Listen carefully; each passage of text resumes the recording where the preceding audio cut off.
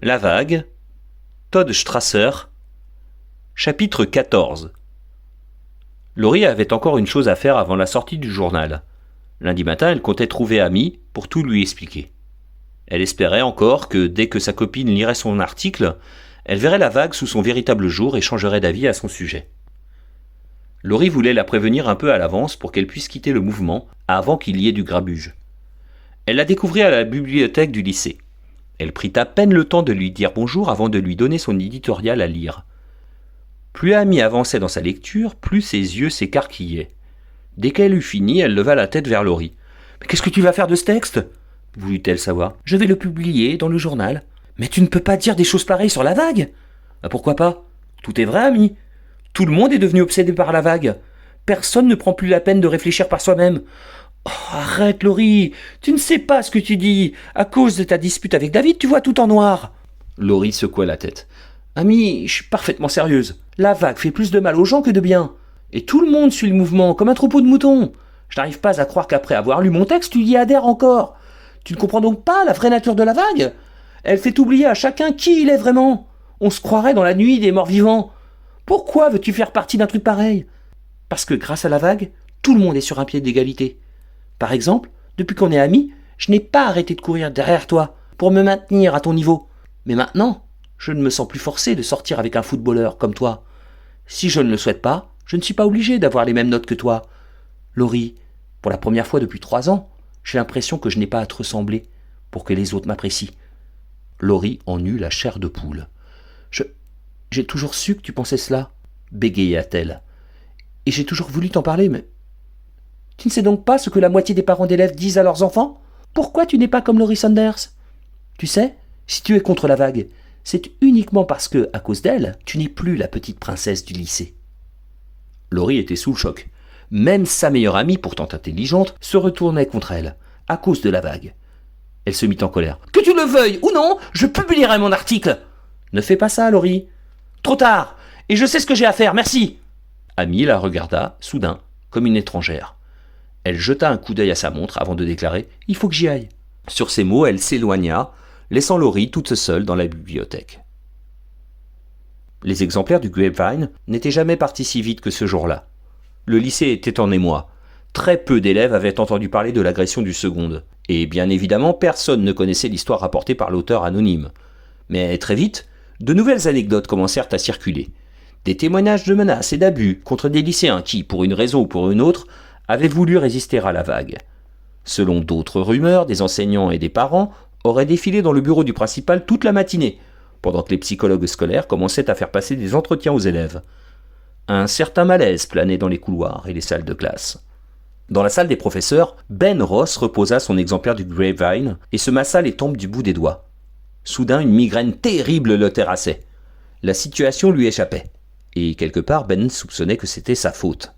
Cette agression sur un élève de seconde était terrible, incroyable. Comment pouvait-il justifier une expérience qui avait de telles conséquences ? Mais il n'y avait pas que ça. Bien malgré lui, la défaite embarrassante de l'équipe de foot face à Clarkston le perturbait. Il trouvait étrange que lui, qui ne s'intéressait pas le moins du monde aux compétitions scolaires, fût si affecté par ce résultat.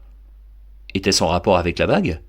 Au cours de la semaine précédente, il avait fini par croire que, si l'équipe gagnait, sa victoire contribuerait à asseoir le succès de la vague. Mais depuis quand souhaitait-il cela ? Le succès ou l'échec de la vague n'était pas le but de l'expérience. Il n'était pas censé s'intéresser à la vague en soi, mais aux leçons que ses élèves en tireraient. Il se leva pour se diriger vers l'armoire à pharmacie de la salle des profs. On y trouvait à peu près toutes les marques d'aspirine existantes et autres remèdes contre les maux de tête. Un jour, un ami lui avait fait remarquer que si le taux de suicide était le plus élevé chez les médecins, le taux de migraineux devait battre des records dans le corps enseignant. Il prit un tube de plastique et fit tomber 3 cachets dans le creux de sa main. Alors qu'il cherchait de l'eau, il s'arrêta devant la porte. Des voix lui parvenaient du couloir, celle de Norm Schiller et d'un homme qu'il ne reconnut pas. L'entraîneur s'était sûrement fait accoster par un autre prof alors qu'il s'apprêtait à entrer dans la salle commune. Ben tendit l'oreille pour écouter leur conversation. « Non, pour sûr, ça n'a servi à rien !» disait Schiller. « D'accord, ça leur a donné un moral d'acier, ils étaient persuadés qu'ils pouvaient gagner. Mais une fois sur le terrain, ils n'ont pas assuré. Toutes les vagues du monde ne pouvaient rien contre un quarterback qui fait de bonnes passes. Il n'y a pas de mystère, rien ne peut remplacer l'entraînement. » Pour moi, Ross a fait un véritable lavage de cerveau à ses gamins, répondit l'inconnu. Bon sang, je ne comprends vraiment pas ce qu'il a en tête, mais je n'aime pas ça du tout. Et les autres enseignants à qui j'en ai parlé non plus. Hein. De quel droit a-t-il transformé ce lycée en laboratoire ? Ne me demandez pas. La porte commença à s'ouvrir, poussant Ben à se réfugier dans le petit cabinet de toilette de la salle des profs. Le cœur battant, il s'enferma à l'intérieur, la tête soudaine prête à exploser. Il avala les 3 aspirines en évitant de se regarder dans le miroir. Avait-il peur de voir l'image qui lui renverrait ? Celle d'un professeur d'histoire qui s'était accidentellement glissé dans la peau d'un dictateur ? David Collins ne comprenait toujours pas. Non, vraiment, il ne voyait pas pourquoi tout le monde n'avait pas rejoint la vague dès le début. Si ça avait été le cas, ces intimidations ne seraient jamais arrivées. Ils auraient tous pu fonctionner en tant que membres égaux, coéquipiers. Maintenant, la plupart des lycéens se marraient, disant que la vague n'avait en rien aidé l'équipe à gagner le match. Mais qu'espérait-il ? La vague n'était pas un médicament miraculeux. Cela ne faisait que 5 jours que l'équipe avait rejoint le mouvement. Seul le comportement entre joueurs avait pu changer en si peu de temps. David se tenait sur la pelouse du lycée en compagnie de Robert Billings et d'autres élèves de la classe de M. Ross. Il lisait le Grapevine. L'article de Laurie le rendait presque malade. Il n'avait jamais entendu parler de ces histoires d'agression et de menaces. Pour ceux qui l'en savaient, elle et ses amis du journal avaient pu tout inventer. Une lettre anonyme et une histoire sur un type de seconde qu'il ne connaissait même pas. D'accord, il était contrarié qu'elle refuse d'intégrer la vague, mais pourquoi ses copains et elle ne pouvaient-ils pas laisser la vague tranquille ? Pourquoi fallait-il qu'il l'attaque ?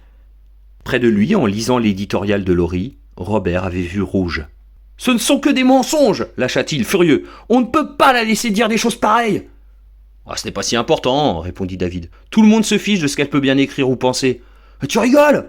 Ceux qui liront ce torchon se feront une idée complètement fausse de la vague !»« Je lui avais dit de ne pas le publier, » intervint Amy.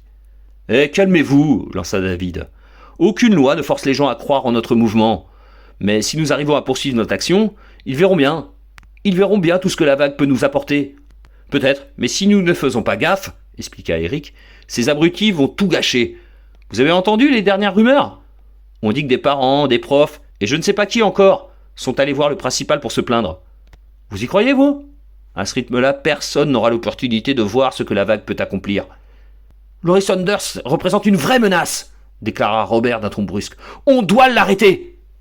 David n'apprécia guère la note sinistre dans la voix de son camarade. Attends, voulut-il protester. T'inquiète, Robert, le coupa Brian. David et moi, on peut s'occuper de Laurie. Pas vrai, David ? David sentit soudain la main de Brian sur son épaule. Son ami l'éloigna progressivement du groupe. Robert ne les quittait pas du regard. « Écoute, vieux, murmura Brian, s'il y a une personne qui peut convaincre Laurie, c'est toi. » Peut-être, mais je n'aime pas l'attitude de Robert. Comme s'il voulait qu'on élimine le moindre élève qui nous résiste. C'est exactement l'inverse de ce que nous devrions faire. Mais David, écoute-moi. Robert est un peu trop enthousiaste parfois. Mais tu dois reconnaître qu'il n'a pas tort. Si Laurie continue à écrire ses salades, la vague est condamnée. Dis-lui simplement de se calmer. Elle t'écoutera. J'en suis pas certain, Brian. Bon, on va l'attendre après les cours. Comme ça, tu pourras lui parler. D'accord ? David acquiesça à contre-cœur avant de répondre. Si tu veux.